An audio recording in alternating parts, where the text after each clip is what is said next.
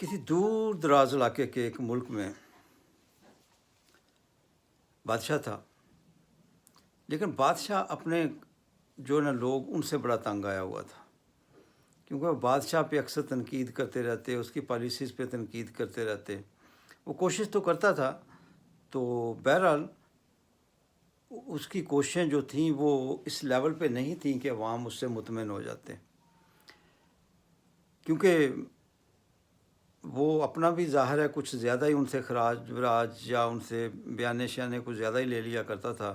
तो लोग बड़े उससे तंग थे, उसके ख़िलाफ़ बातें करते रहते, उसके ख़िलाफ़ कभी इधर बगावत हो गई, कभी उधर छोटी मोटी बगावत होती, लेकिन कोई बड़ी बगावत नहीं होती थी, बिल्कुल हमें समाल सी निक्की निक्की सी बगावतें होती रहती थी। वो उनको दबाता रहता था, लोगों की तनकीद भी सुनता रहता था।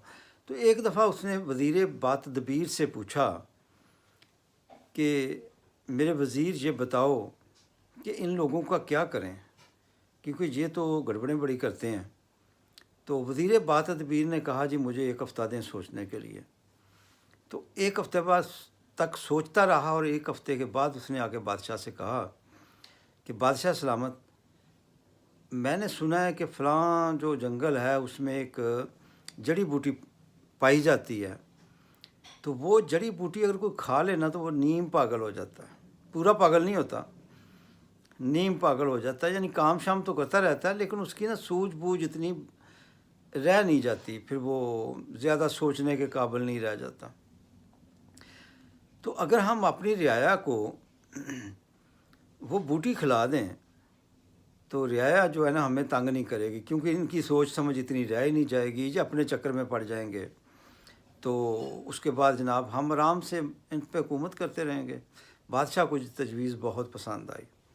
बादशाह ने जनाब अपने सन्यासी हकीम ये वो भेजे कि जाओ जी उन जंगलों में छान मारो और जितनी जड़ी बूटियाँ मिलती हैं ना वो ले आओ। वो गए, ले आए, वो जड़ी बूटियों को सुखाया गया, सुखा के पीसा गया, सफ़ूफ बनाया गया, और फिर जितनी सल्तनत में कुएँ थे सारे कुओं के अंदर वो थोड़ी थोड़ी जो है ना उसका सफ़ूफ डाल दिया गया। तो कुएँ से जो भी पानी पीता तो वो बेचारा तकरीबन नीम पागल हो जाता। तो अब वो उनको वरिस भी नहीं रह गई थी, यानी परेशानियां ख़त्म हो गई थी, क्योंकि अब सोचे ही नहीं आती थी तो परेशानियां कहाँ से होनी थी। वो परेशानी की भी बात होती तो भी वो हंसने लग पड़ते, और कोई बुरी खबर सुनते तब भी वो हंसने लग पड़ते, अच्छी सुनते तब भी वो हंसने लग पड़ते। तो उन्हें हंसी के दौरे पड़ते रहते थे। तो और जब रिपोर्ट्स बादशाह को मिली अपने हरकारों से कि जी बूटी ने तो कमाल कर दिया है, अब लोग आपको डिस्कस नहीं करते, आपकी पॉलिसीज़ को भी डिस्कस नहीं करते, बस वो अक्सर बातों पे हंसते रहते हैं। किसी को कोई थप्पड़ भी मार दो तो आगे से हंसने लग पड़ता है, कोई बात करो तो हंसने लग पड़ता है, हत्ता कि कहीं पे मर गो तो भी हंसने लग पड़ते हैं। तो उनको किसी किस्म की परेशानी अब है ही नहीं। तो बादशाह और वज़ीर बहुत खुश हुए कि अब तो मौजें लग गई भाई। ये चंद दिन चंद हफ्ते तो ये मामला चलता रहा, लेकिन उसके बाद मामला बिगड़ने लग पड़ा। जो अमाले हुकूमत थे जब वो कोई बात कहते तो लोग आगे से हंसने लग पड़ते, क्योंकि वो तो नीम पागल हो चुके थे, तो वो उस बात को सीरियस लेते ही नहीं थे।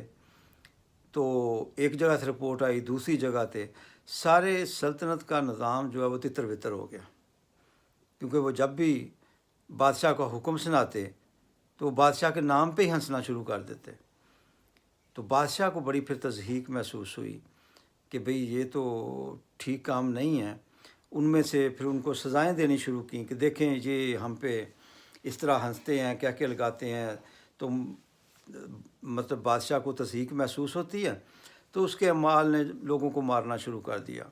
किसी को डंडा मारते, किसी को मुक्का, किसी को थप्पड़, और साथ में धमकियां देते कि आइंदा जो बादशाह की तज़हीक करेगा, जो हंसेगा, हम उसको छोड़ेंगे नहीं, हम उसको जेल में डाल देंगे। तो बतेरा कुछ किया, लेकिन वो तो चूँकि बेचारे हो ही नहीं पागल चुके थे, अब वो क्या करते, उनको तो कोई फ़र्क ही नहीं पड़ता था।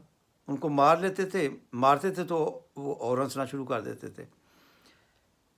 तो अब बादशाह परेशान, वज़ीर भी परेशान और दरबारी भी परेशान कि ये क्या मामला हो गया है, उस बूटी का और तोड़ भी कोई नहीं है।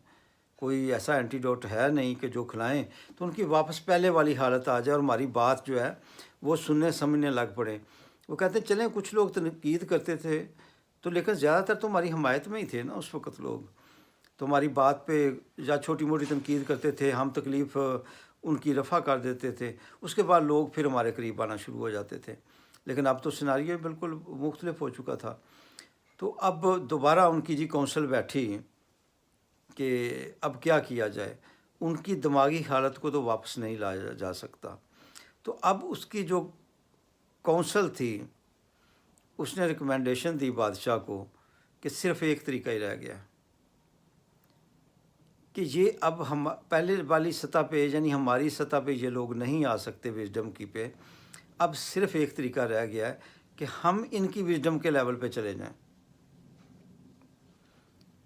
کیونکہ اب دو دنیایں مختلف ہو چکی ہیں، ان کی وژڈم اور ہماری وژڈم مختلف ہو چکی ہے۔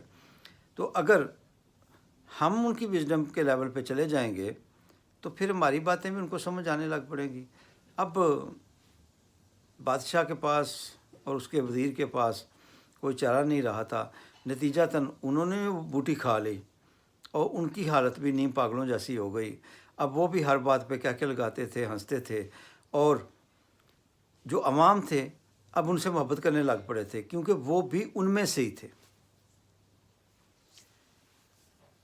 تو کہنا صرف یہ ہے کہ اگر آپ عوام سے کٹ کے رہتے ہیں، آپ جتنے بھی رستو ہو جائیں، جتنے بھی عقل مند ہو جائیں، جتنی بھی طاقت آپ کے پاس ہو جائے، تو وہ بات بنتی نہیں ہے۔ جب تک آپ کی فریکوینسی ایک نہیں ہوگی، آپ کی سوچ کی سطح ایک جیسی نہیں ہوگی، تب تک آپ کی باتیں عوام کو سمجھ نہیں آئیں گی، کیونکہ عوام کی باتیں بھی تو آپ کو سمجھ نہیں نہ آتی۔ تو اگر لوگ احتجاج کر رہے ہیں تو یا تو ان کو اپنے وژڈم لیول پہ لے آئیے یا پھر ان کے لیول پہ چلے جائیے۔